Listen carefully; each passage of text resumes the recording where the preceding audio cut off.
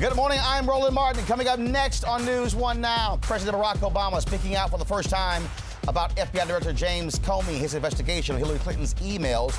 We'll have for you what he had to say.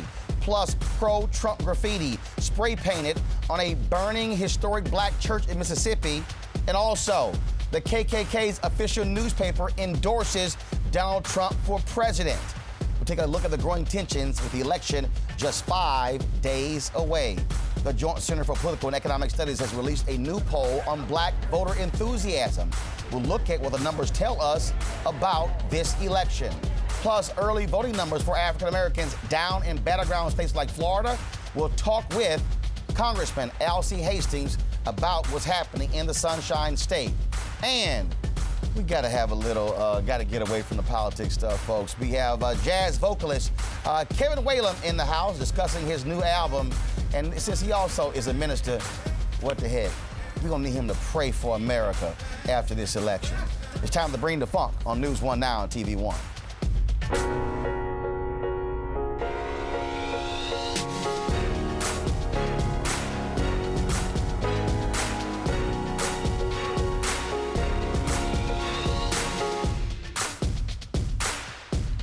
I do think that there is a norm that, when there are investigations, we don't operate on innuendo, we don't operate on incomplete information, we don't operate on leaks.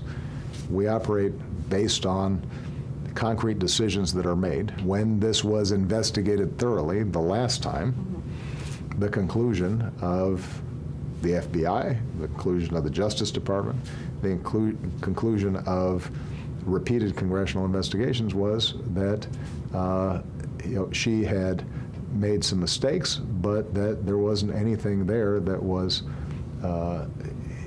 prosecutable. President Barack Obama speaking out for the first time on the decision by FBI Director James Comey to alert Congress about new emails related to the Hillary Clinton server case. He says it violated investigative guidelines. The president's criticism of the investigation comes as he continues to campaign for Secretary Hillary Clinton. On Wednesday, a massive crowd full of diversity in Chapel Hill, North Carolina, lined up to see the president as he tries to motivate voters. President Obama is the one who, of course, got African Americans out to vote in big numbers in 2008 and 2012. Now the president is trying to help get that number up for Clinton. He also yesterday talked to the Tom Joyner Morning Show about the importance of voting. And I'm going to be honest with you right now, because we've got early voting, we've got all kinds of metrics to see what's going on. And right now, the Latino vote is up, overall vote is up, but the African-American vote right now is not as solid as it needs to be. And I know that there are a lot of people in barbershops and the beauty salons, and, in the neighborhoods who are saying to themselves, well, we love Barack, we especially love Michelle, and so, it was exciting, and now we're not excited as much. And you know what?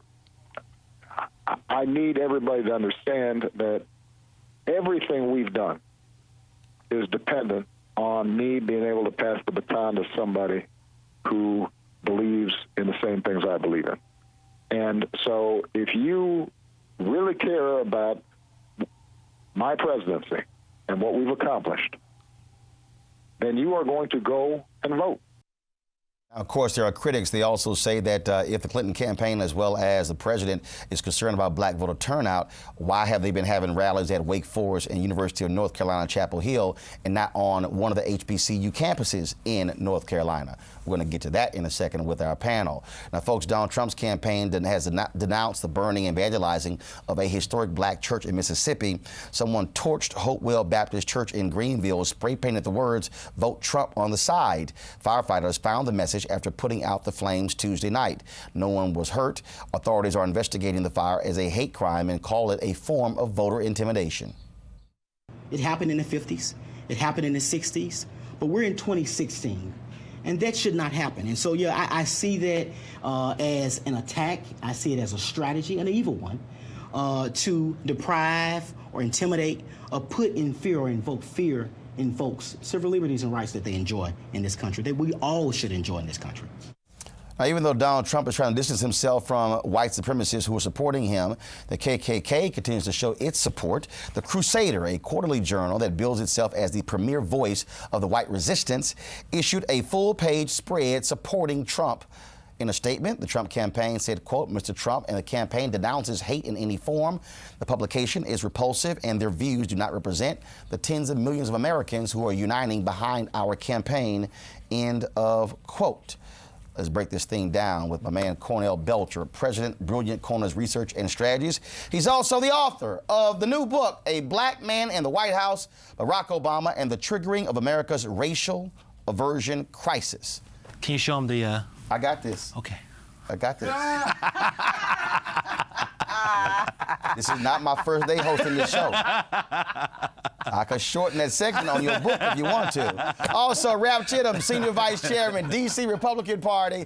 Dr. Avis Jones-DeWeaver, Leadership Strategist, author of How Exceptional Black Women Lead. Cleo Monago, Behavioral Health Expert, CEO of Black Men's Exchange. All right, folks, let's get right into it. First and foremost, I need to deal with the president's comments about voting. Cornell, I'm going to start with you on this. A year ago, Yes. you, me, and some others were saying, hey, y'all, if you're concerned about black voters, you better put plans of action in place now, preparing for that moment. Because this is the first time in 50 years we don't have the full authority of the Voting Rights Act. Right. You see all the various voter suppression laws that were passed. And so you must start early.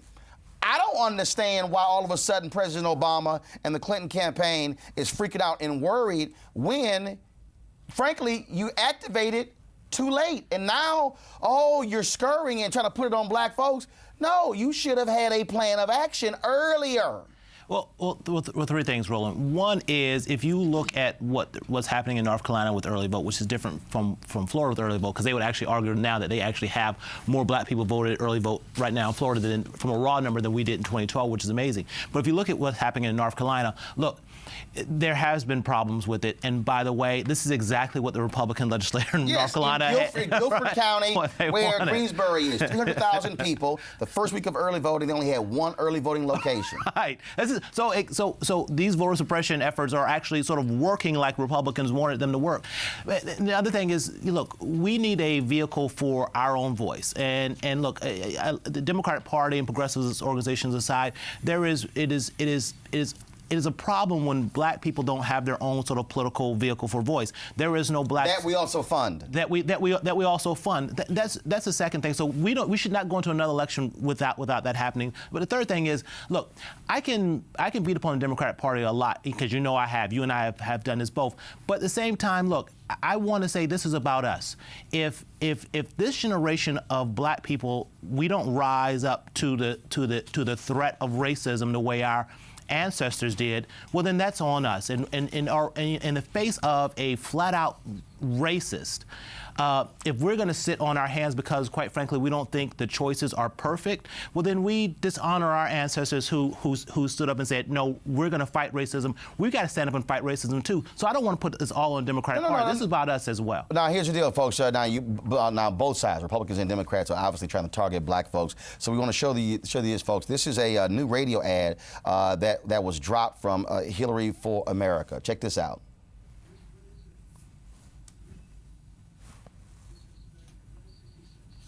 Donald Trump openly mocks the African American community. African Americans are living in hell. You walk down the street, you get shot. And listen to how he talks about us. I have a great relationship with the blacks. Look at my African American over here. But we shouldn't be surprised. Trump has repeatedly disrespected President Obama. President Obama has been the most ignorant president in our history.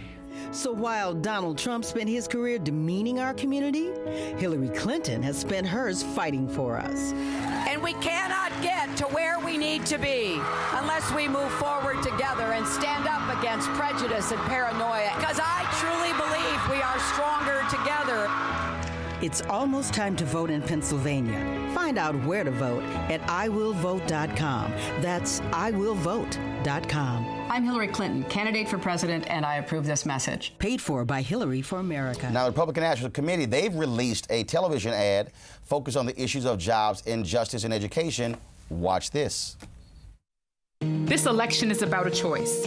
We have a chance to put our futures back into our own hands, to give us the right to educate our children in the schools we choose, to create investments where we need them most, to build better communities with jobs we create together and where justice is our right. This is our choice. This is our opportunity. We are asking for your vote. Vote Republican. The Republican National Committee is responsible for the content of this advertising. And Avis just told Ralph, that's nice. And it's running on TV One. Yes, absolutely. And also, Priorities USA, they've released an ad in support of Secretary Hillary Clinton by using the recent comments of President Obama. Roll tape. Sometimes politics can seem frustrating.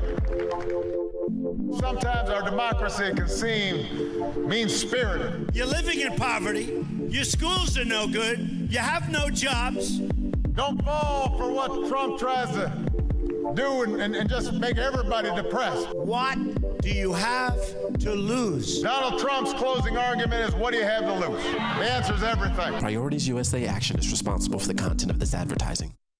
So everybody all of a sudden loving them some black people with, 5 days down before the election. Ralph, your thoughts?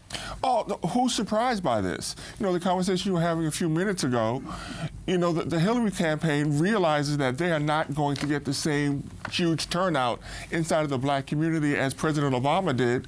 Which they should have expected, because she's not black. Right. She's not. No. You're right. Let's just cut to the chase. To me, the mistake the Democrats are making, you can't be trying to compare to 08 and 12. Frankly, you compare to 04. But look, if you were concerned about the black turnout, that's where you should have had an extremely aggressive campaign where you were funding stuff far earlier as well. And so, I mean, you got millions of bucks. So my deal is like, don't all of a sudden be shocked, because we all saw this coming. We saw this day coming. Well, and that's where this $25 billion for HBCUs come from.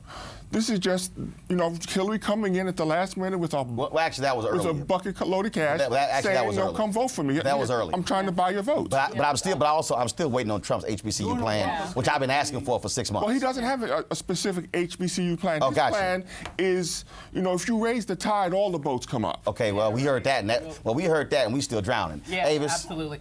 Here's the thing that you said a minute ago that was absolutely critical. We need to figure out how to fund our own organizations, because here's the reality. The progressive funding arm has completely abandoned those black organizations that have a history of getting out the vote. Every time we are at election season, you have amazing organizations like the National Coalition of Black Civic Participation that should be funded to the hilt.